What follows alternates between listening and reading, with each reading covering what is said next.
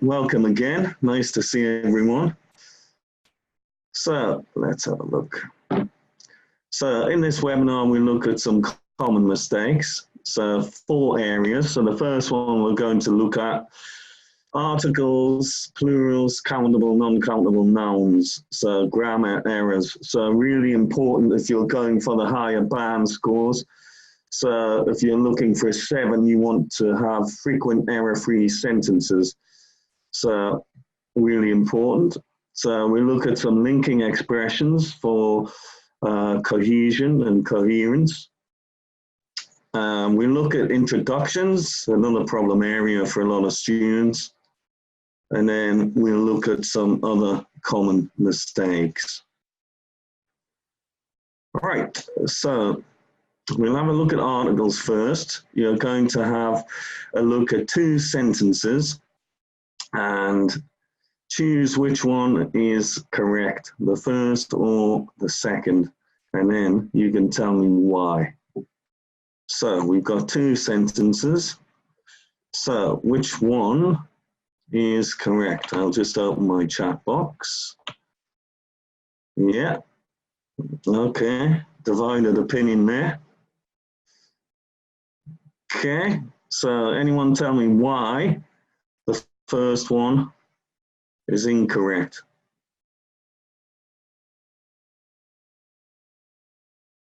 Aha, yeah, good. So someone's got that. So used before superlative adjectives, so the most.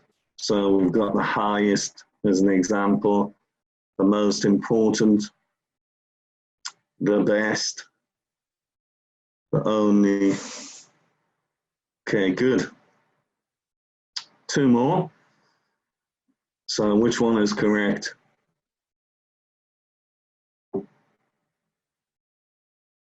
Okay. Most of you've got that, yeah. So it is a common error, this one. So it's used for countries or places where the names refers to a group of islands. So we've got a group of states in America. So we've got the United Kingdom, the Middle East. Can you think of any other examples? Can you think of any other examples? The Netherlands, yeah. So you need an S on that. The Caribbean, yeah. The UAE, Philippines, no India. So yeah, Philippines, good. Indonesia would not have the article there. Okay, you're 1 step ahead of me there. Okay, let's have a look. So let's have a look at this. Which one is correct? The Soviet Union, yeah, good. Okay, 2, 2, 2. Yeah, and why? Why is that correct? The number. Okay, good. So we're describing a specific quantity here, the number of, the amount of. So for example, the amount of gold, the amount of silver, the volume of sales. Okay, also ordinal numbers, so the first, the second. Okay, good. Have a look at these 2.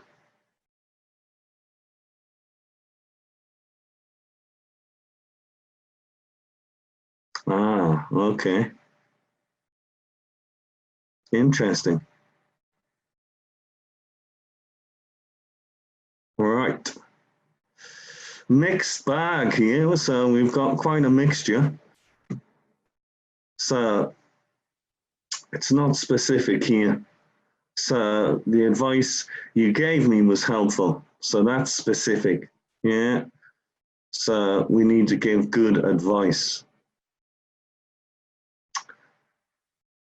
Here is a piece of advice. So in this one, it's countable. Can you think of any other nouns like this? There's quite a few common errors that would come up. Yeah, information. Good. Now, sometimes knowledge is another one that is often people make mistakes with. Now, there are some differences sometimes between American and British English, where sometimes, for example, they might say accommodations rather than in England we would say accommodation. So there can be some differences. Okay. So have a look at this one.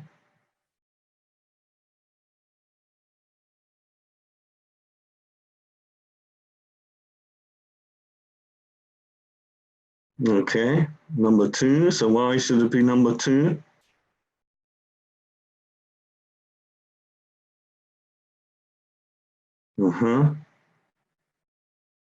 Well, we're talking about only one in a particular area of the world, so the government. Yeah, so some more examples. The police, the environment, the internet, the moon. Okay, can you think of any others? The sun, yeah. Earth, good. Yeah.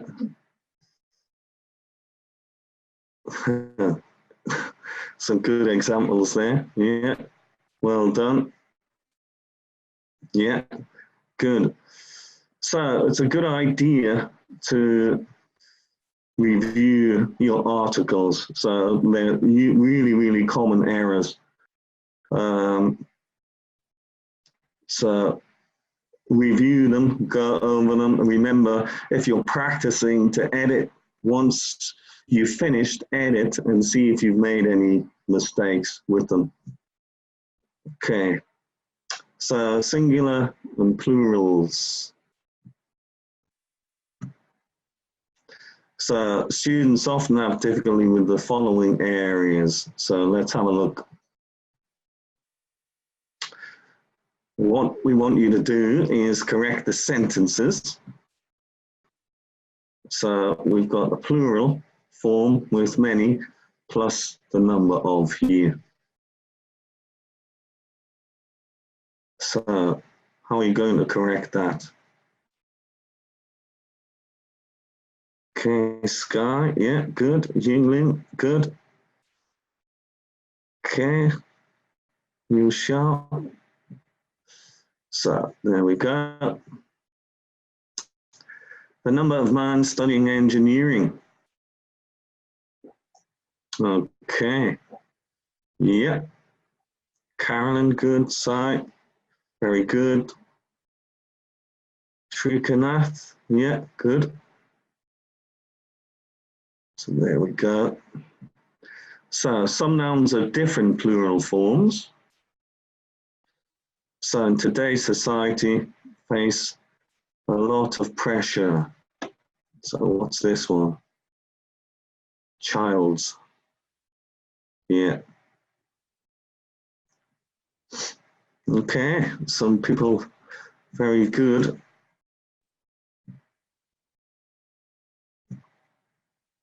Many people believe that university. Okay, yeah. Chinton, yeah. Tokariva, yeah, good. So people, yeah, very good. Denizens, wow, that's a nice word there in Dorothy. Okay, some nouns don't have a plural form. More monies is spent on furnitures. Okay, yeah. There may be 2 corrections there.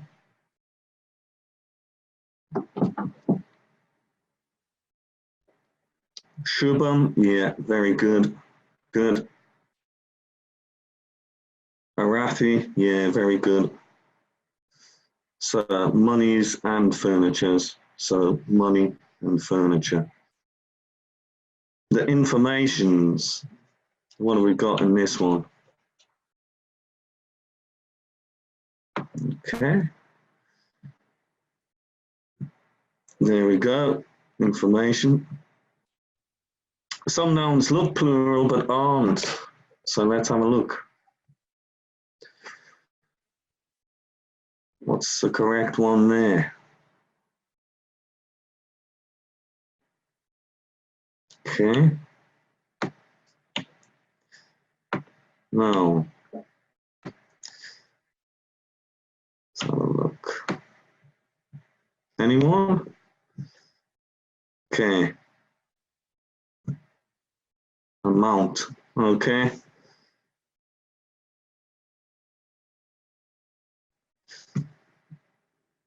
How about this one?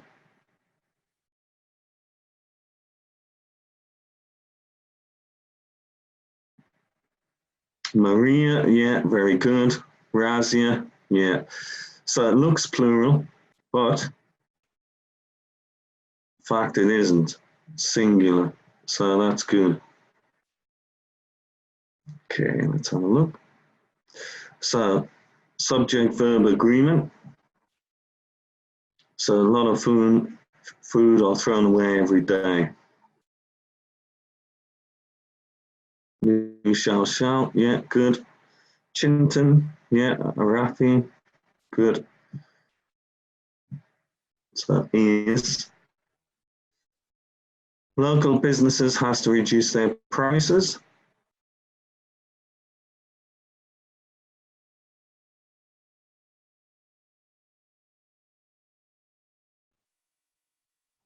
Roshan, yeah, good. Saxoran, yeah, good. So have, okay. Local businesses have. Now, you may think these are simple errors, and you would be correct. But remember, when you're writing, it's most often the simple errors that you're going to make a lot of. Yeah. So again, this is where your editing is very, very important. So if you make one error, for example, with a plural form all the way through your essay, you could have 5 errors just because you didn't actually use it in the correct form, yeah, if it was supposed to be singular. So, you know, you have to pay attention to these when you're actually writing. And subject-verb agreement is always quite a common one as well. So, again, this is where your editing comes in. So let's have a look at some linking expressions.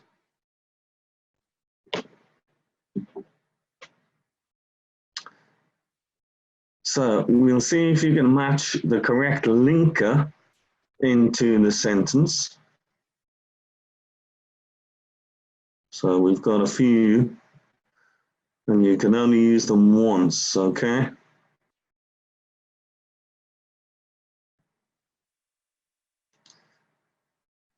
Right, let's have a look. So have a read of that. I'll give you a couple of seconds to read it. See what you would put in the gaps. So something fossil fuels are cost effective. Studies have shown. Okay.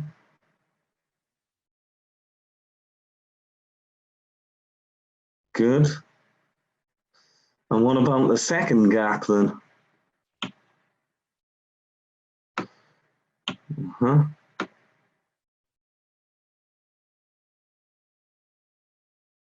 Good. What about the third gap?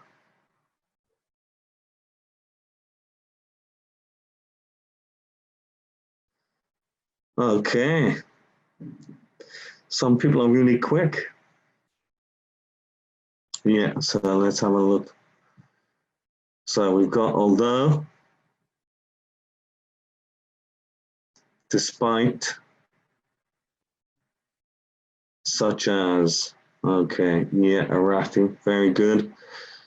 So most of you got those, so that's good. All right, have a look at this one. What do you think is going to go first?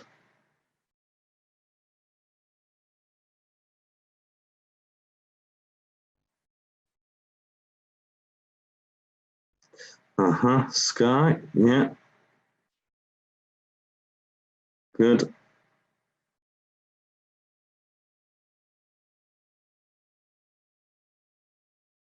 All right. Second.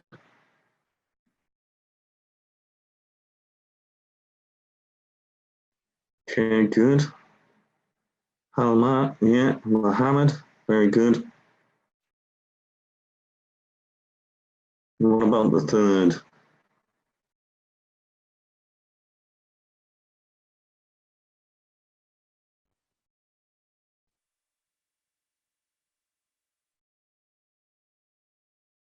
Dora, Monica, yeah, very good, very good. Okay. What about the next one? Okay, Mohammed, yeah. Tree Tran, yeah, good. Okay. And the next one?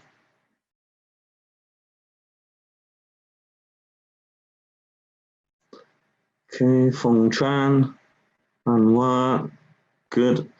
Xiao Xiao, yeah. Okay, good. Right. So what are we going to put here? Yeah.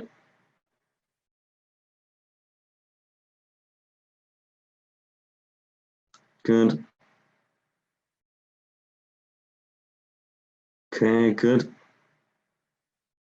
So just remember when you're writing your task to always use a transition signal, okay, to make sure that the reader or examiner who's reading your essay knows that it's a clear conclusion. It's really important.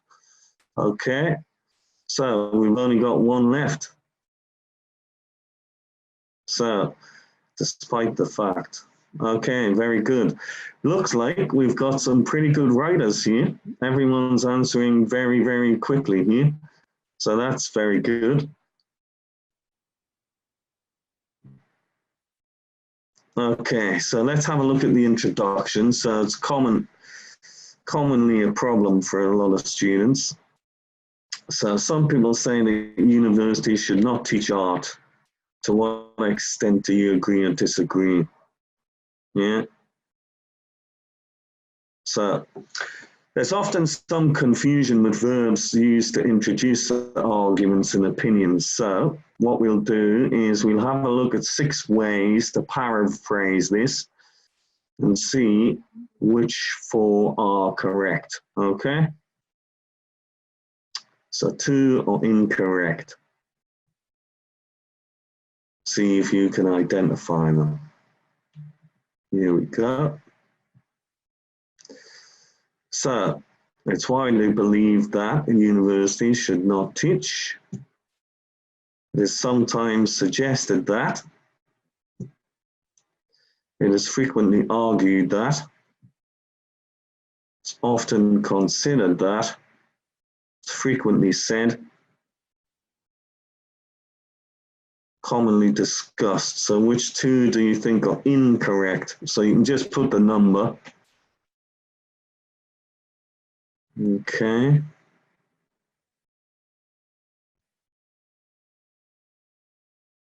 So Mohammed's got 3 and 4. Sharon Chuka's got 1. Anwar 2 and 4. Jean-Claude, okay. Further. Wahhabi. Okay. Let's have a look. So it's often considered that. and it's commonly discussed that. So remember, if you believe something you say, suggest or argue or say, then you're offering an opinion, okay?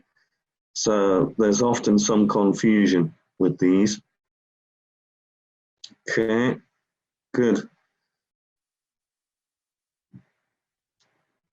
Now we'll take a deeper look at this. So use the verbs consider and discuss when you plan to talk about two sides of an issue, okay?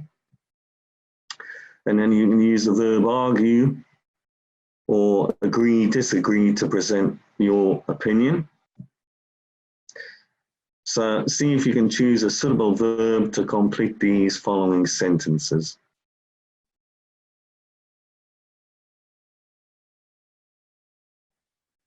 So this essay, the advantages and disadvantages. Okay.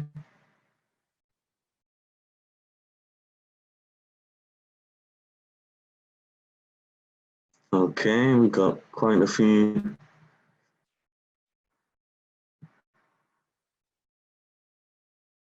Right. Well, we can say we can consider the advantages and disadvantages. So we're going to talk about two sides. So what about this one?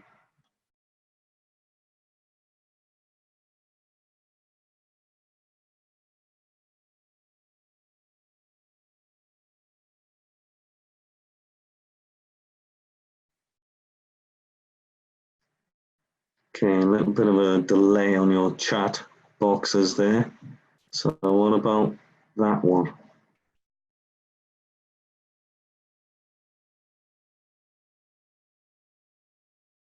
Okay, I'll just pop that in. So argue. Okay.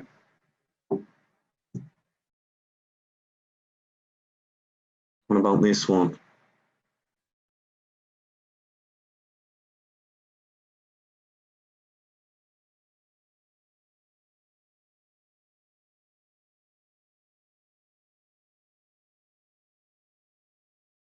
Okay, seems to be a bit of a delay on the chat there. Are you getting the same, Jamie?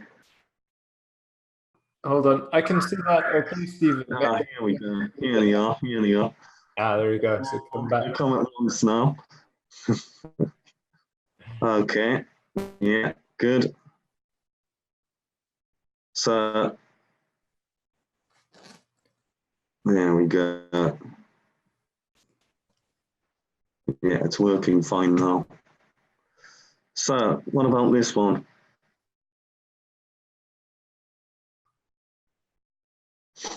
Okay, good. Carolyn's on there. Good. What about the last one?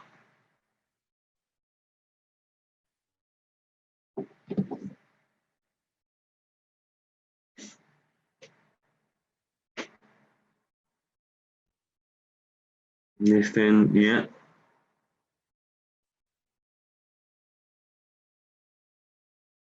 Mm-hmm. In dirty, yeah, good. And then, good. Okay. So consider both points of view before arguing. Okay, good. Most of you have got that there. There was just a delay on your responses coming through there, but they all kind of came at once. So most of you did well on that. So that's good. Right, so some other mistakes. So let's have a look at this. So there's an example. So if we look at the first sentence, we've got quite a lot of unnecessary information there, okay?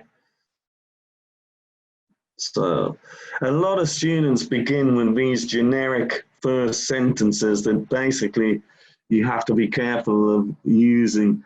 It has to be something that's relevant rather than just a a standard, maybe something that's, for example, when I was in China, we'd often see with the development of science and technology, or there's a heated debate. So, okay. So, inaccurate word choice. So, among divergent opinions, some proponents, so you need to make sure that you're choosing the correct words. I'm just going to shut that off. Just give me a sec. All right, that's it. I can see clearly now. So be careful with your word choice. So we can rewrite that. So it's widely believed that. So what about paraphrasing? So they basically copied the question prompt. So you can see there. So we need to change some of this. So it's widely believed that being successful is a result of working hard and being determined. Okay. So we're going to change money and appearance to wealth and physical beauty there. Yeah. And then word form. So if you look at the word forms in the last sentence, I partly agree that success depends on working hardly. So being a successful person depends on working hard. Okay, so you can see how we've written that. Okay, so we got rid of the unnecessary information and the inaccurate word choice. We've paraphrased and also changed the word form there.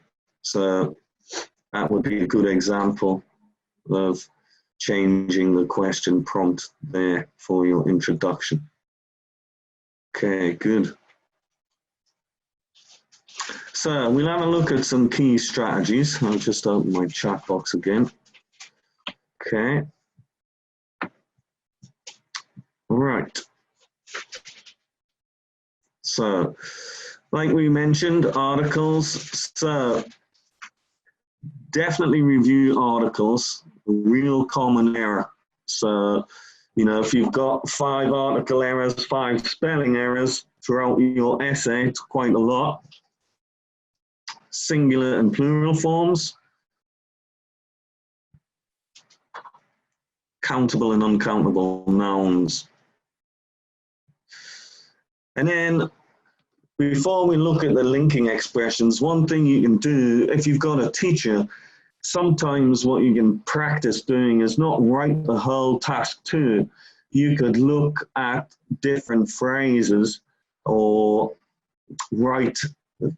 choose a topic and write maybe 10 sentences on the topic and just check the sentences to see if you've made any mistakes with articles. So get your teacher to check them.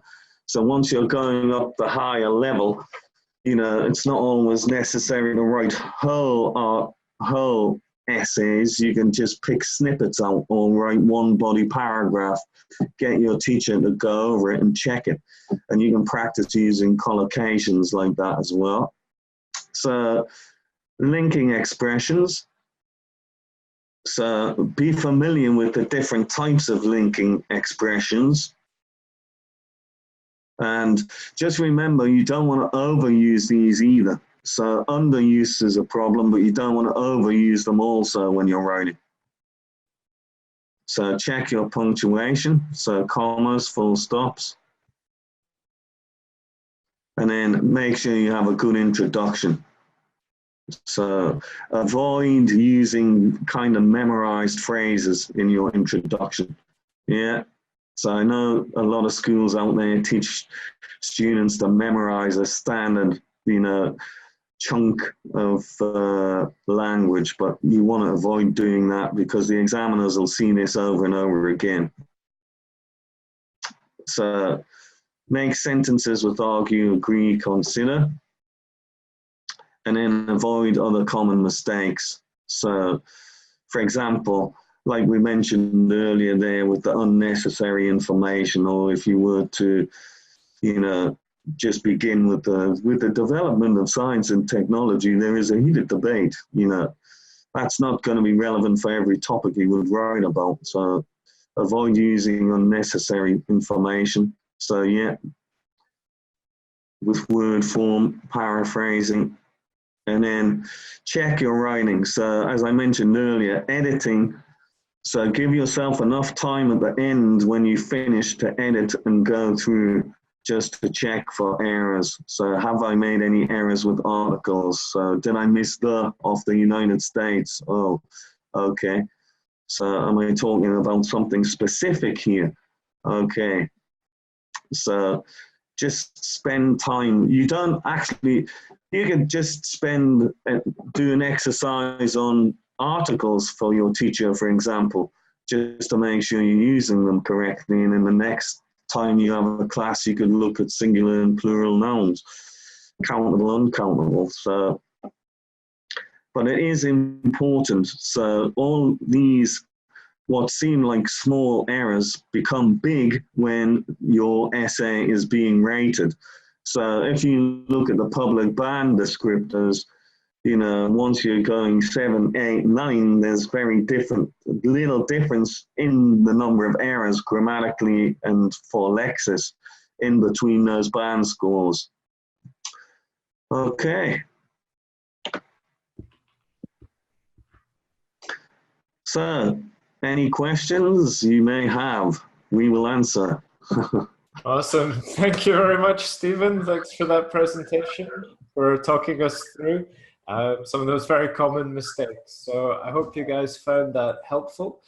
And well done for, you know, giving us some great answers there in the chat as well.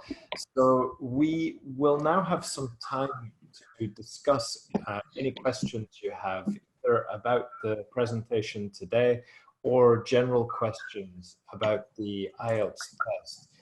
I'm getting a little bit of feedback, so I might put these headphones in and we'll see if that helps the audio quality. How Okay. is that any clearer there, Stephen? Yeah, I can hear you perfectly. Me okay? How about you guys? Can you hear us okay now without any feedback? Yep. And, you're welcome, Chukwuma. Yeah. cool. Yeah, thank you guys. Yeah, so I can see some questions there about upcoming webinars. We are going to have continue our webinar series in September and throughout the winter as well. We have a number of new webinars ready to go as well, so they won't just be repeats of the previous ones. So before we tackle your questions, and if you do have questions, could you add them into the Q&A box? We'll discuss any questions you have in the Q&A first. It will help keep things fair. So put your questions into the Q&A and we'll discuss them in a moment. I would just like to do a bit of promotion before we do that for our speaking and writing evaluation service, which is something we offer via our website, IELTSonlinetest.com. If you're interested in improving your writing or your speaking, you can book a mock test with one of our examiners. It might be Stephen, it could be myself, or another one of our team. And for the writing, you would send in your writing to the website and you'll get a very detailed report back with all your mistakes corrected and an estimated band score for each category. So that will give you an idea of where your current level is and what you can do to improve your writing to help you get the band score that you need. We also offer a similar service for speaking as well, where you can book some time with a speaking examiner. You meet them over Zoom. We'll go through a full mock test together and we'll give you feedback on how you can improve. So if you're interested in that, I've put the link in the chat, along with links to our YouTube channel and our upcoming webinars as well. So you can check that one out. I can see a question from Michelle. Michelle, we will upload the webinar to our Facebook page, and it will also be on our YouTube channel as well. So if you missed anything from the presentation, you can take a look on our YouTube channel and you'll be able to watch the recording there.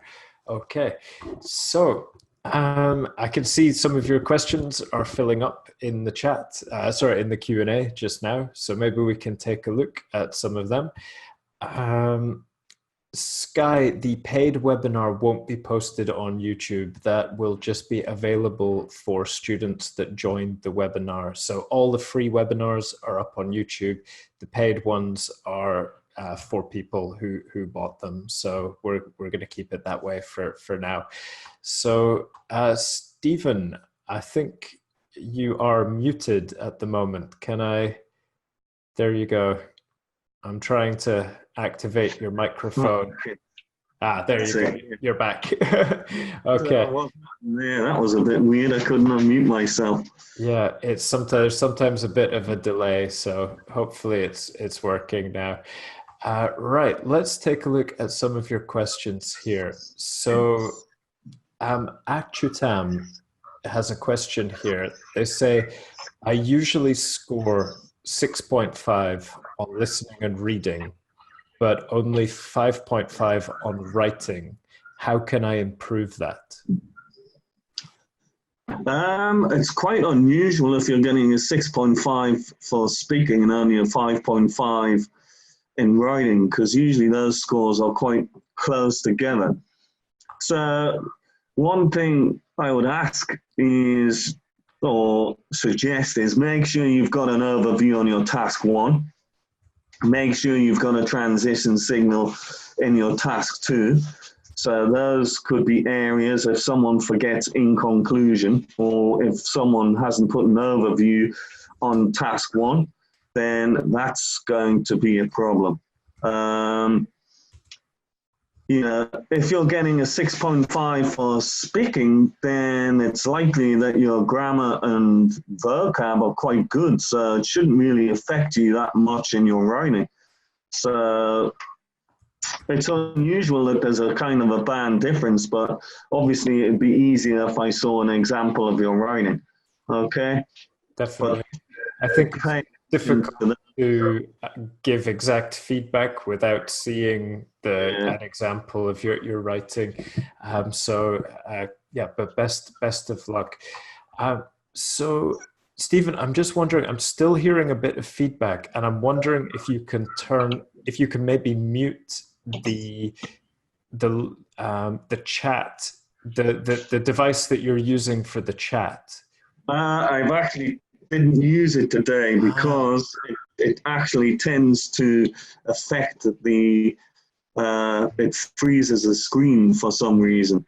What I can do is put on a set of headphones. That might help, yeah, because I think we're getting a little bit of feedback. So no problem, no problem. Let me get a set of headphones. Excellent. Just a second. Oh, thanks for that feedback, Carolyn. That's great to hear. I'm glad you found it helpful. And same with you, Prakash. Thanks. Let's see. We have a few more questions here.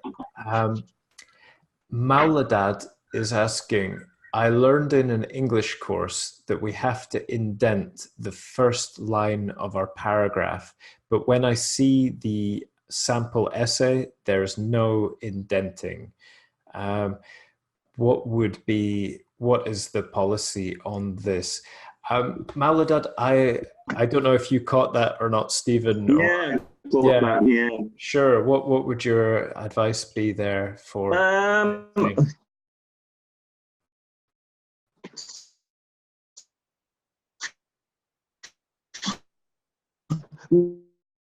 Well, if you're between, we would space between your paragraphs just to make sure that the paragraphing is clear. If you're not going to do that, then obviously when I was a kid, you would indent, but it's more common now for people to leave a space when they're writing. Yeah. So yeah, I think as long as your paragraphs are clearly defined and it's easy to tell the difference between them. I think I would recommend leaving a space just so it's very clear for the examiner where the gaps are between your paragraphs. So yeah, let's see. Inderthi is saying, our website has really helped me a lot, especially since IELTS has been a grind in terms of achieving my desired band score. Thank you, Inderthi. I really can't thank you enough for helping many guys like us. That's great to hear. Thank you, Inderthi, very much. I know you said you have your test later this month, so best of luck to you. I hope you score you're aiming for. Question from Anonymous, will we have more webinars in September? Yes, we will, Anonymous. We have a new program coming out in September, so you can watch out on our website for that. A question from Brittany here. Still getting the feedback, Stephen. I don't know if it's, yeah, let's see. I don't know what that is. Yeah. What does it sound like? Is it, if it sounds like traffic? Maybe something on the microphone. I'm not sure. I don't know. Okay. Let's see. It's gone now, so I think we're fine. So Brittany is asking, in task 2, is it possible to use a catchphrase as an introduction to make it interesting, or should I stay away from that? Well, this comes back to the memorized kind of chunks of language, and I did see one student comment on that, why we don't recommend that. So the problem is, if you're learning that at a school, the examiner is going to see that over and over and over again. So I wouldn't advise it. Because think about it, if thousands of students are going to these schools or reading the books where they're teaching you to do that, then it makes sense that the examiner is going to see this over and over again. So it's not actually going to improve your score, and it's not showing how good your language is. It's just something that you've actually memorized. So, you know, I would advise against it, to be honest. Yeah, that's great. And I think that answers your question, Hanan, as well, why memorizing chunks is useless. I would agree with Stephen there that full sentences, when you memorize them, it's very easy to tell that has all been memorized. I think a better way would be to memorize short sentence frames, you know, like one reason for this is, or another key advantage of this is. These sentence frames, you can use them to create a much broader variety of sentences. So that will still help your writing be structured. Still getting feedback here. Guys, are you getting the feedback as well, or is it just let me mute myself. Sure. There we go. Yeah, that's better. Thanks. I think it's coming when I speak, Stephen, so no worries. Okay, good. Let's see. So a question for you, Stephen. Maybe I can read this out and then you can unmute and answer. So from Mauladad, is it necessary for our writing test to have a title? No, you don't need a title. No, you don't need one. So you've been given the question, so you don't have to put a title on it. Yeah, so not necessary. Great. Let's see. Question here from, let's see, given time is ancient. Ooh, this is a good question. Maybe quite difficult to answer, but we'll give it a try. Chintan is asking, what is the key to achieve a band 8 in writing task 2? Okay, so the magical 8. So basically, for task achievement, you should have fully answered the question and fully expanded on the topic. So that would mean a good range of ideas. So Obviously, you've got to have clear cohesion and coherence. So that means you would be using good linking words, transition signals. Also, for grammar and lexis, then you go from occasional error. It goes to from frequent error-free sentences now to occasional slips. But what you can do is you can download the public band descriptors for task 1 and task 2. You can also get the speaking ones, and you'll see the descriptors which are very clear on the difference between the band scores. And then when you go up to 9, then obviously it's only occasional slips rather than occasional errors. Okay? Yeah. So excellent. A lot of practice needed to get to an 8, though. It takes a lot of doing. Yeah, I would agree with that. I'd also say, you know, maybe getting somebody to evaluate your writing as well can really help to identify the kind of mistakes that you're making frequently that you might not be aware of, and little things that you can do to push up your score. So that might be something you could benefit from if you are aiming for a band 8 there. Question from Rahavi, is it necessary to use new vocabulary in the essays, or is it okay just to use some common words? Well, remember, we all repeat words. So native speakers always repeat words. So, you know, you want to have a good range and use the vocabulary accurately. So that's what you need to do. So again, it's about looking at the topics, reviewing vocabulary that you could use. So for example, let's say the environment. So you could use vocabulary on a number of different environmental topics, and it's being able to use it accurately. So it's more about a good range, good collocations. We talk about a lot for task 2. You know, if you've got a knowledge of collocations, that's going to help. You know, environmentally friendly, for example, is a collocation. So you need a good range and a good accuracy. Yeah, definitely. I'd agree. A couple of questions here. One from Tree. Tree is asking, can I re-watch the lesson? Yep, Tree, that will be available on our YouTube channel. I've put the link to that in the chat. It'll also be up on our Facebook page. Should be up sometime tomorrow for you. Okay. Me, I can see your question here now, so don't worry. It is here. Me has a question: is accent important in the speaking test? Well, Trin, it's the British English language testing system, the International English language testing system. So you must use a British accent. Only joking. It doesn't matter. It's like, yeah. yeah. So, no, it doesn't matter whatsoever.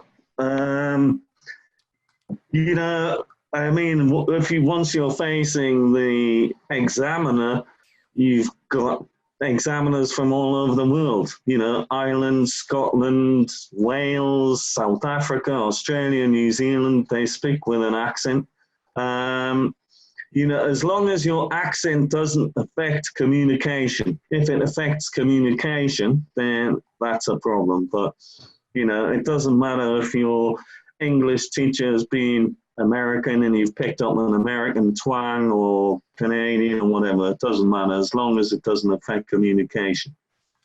Yeah, definitely. I'm glad you said that, Stephen, because I think you might have scared a few people in the chat. So Ina says, yes, my heart stopped for a second. Yeah, I was a bit concerned as well. But yeah, absolutely right. It's only an issue if it starts to affect understanding and how easy you are to understand. So yeah, let's see. A question from Srikanth. Which types of essays will they give us in the IELTS writing test? So I guess this is task 2. What are the different types of essays that you might be given? So a number of types, obviously you're going to have an opinion. So to what extent do you agree or disagree? Advantages, disadvantages, problems or causes and solutions. Discuss both views and give your own opinion.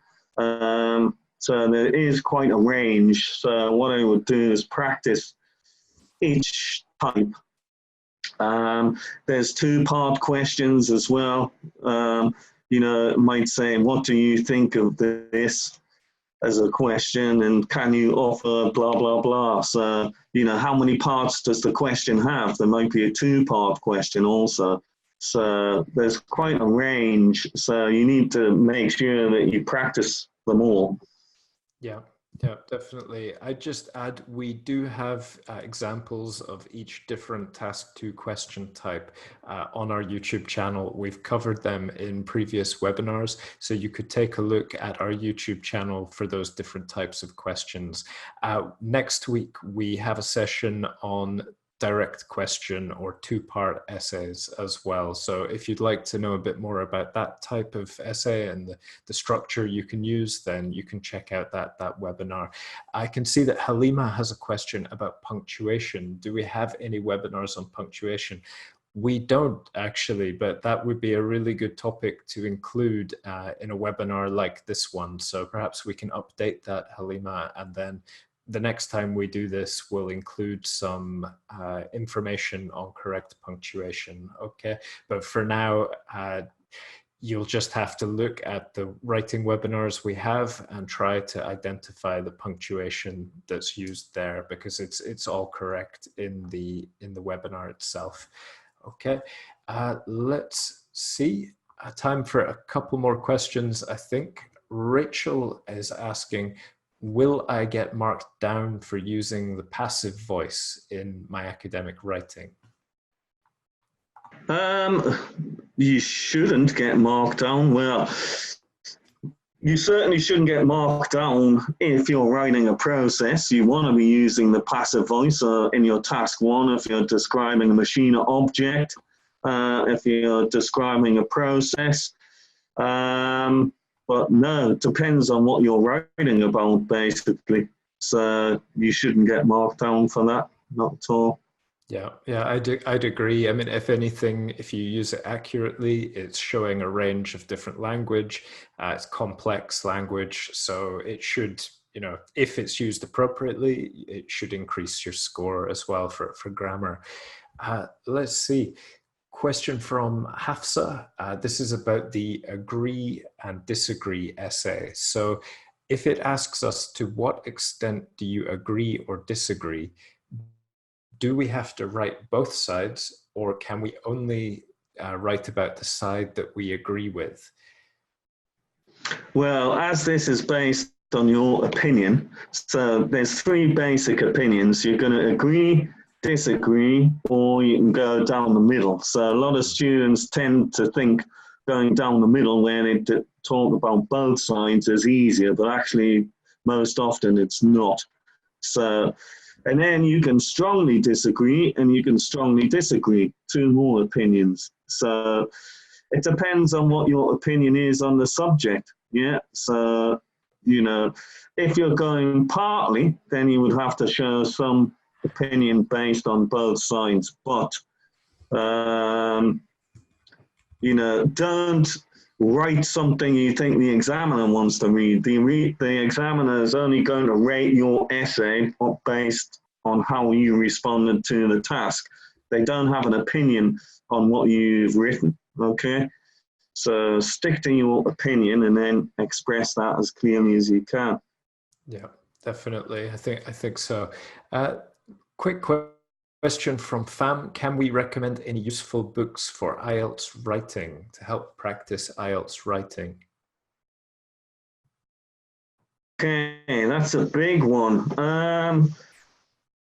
I wouldn't actually just go for IELTS writing. So remember, the task 2 is 250 words and task 1 is 150 words approximately. So let's say 500 words maybe. So it's not a lot. When you go to university, you're going to be writing full-length academic essays. So I would focus on improving academic writing skills rather than just IELTS test skills, so to speak. So Anne Hogue has some good books for academic writing that I used to use. I'll put her name in the chat box for you. I think you can still get these books. But let me see now. So, oops, I'll get her name right in a minute. Let's have a look. and Hogue, this is for, academic writing. Excellent. Yeah, that's worth a look for sure. And yeah, I mean, I would maybe add, any general IELTS preparation book will have information on both writing and reading, and often they're topic based, so they help you to build up your vocabulary as well. So things like Focus on IELTS, The Complete Guide to IELTS, these are quite good general purpose course books. If you can get your hands on a copy, a second-hand copy, then these can be useful resources for you. You can also do practice tests on our website as well, just for practice. But if you want that kind of in-depth instruction, it's worth looking at one of these course books or the resource that Stephen mentioned. Guys, I'm afraid we are going to have to wrap up for today because we're at the end of the time that we have available. So thanks very much, Anwar. It's great to see you. And I've put some links to our upcoming sessions in the chat there. We have 3 more webinars coming up in over the next couple of weeks. So there we go. Not so much feedback now. So I'd just like to say a very big thank you to Stephen for presenting today. Cheers, Stephen. No problem. Thanks, guys. See you soon. Yep. Keep studying hard. Totally. And if you've got your tests coming up, best of luck. Okay, so good luck. If you want to get in touch with us, you can do so via our Facebook page or the YouTube channel. So feel free to drop us a line on there. Okay. Best of luck, guys. Let us know how you get on, and we'll see you soon. Bye for now. See you, Stephen.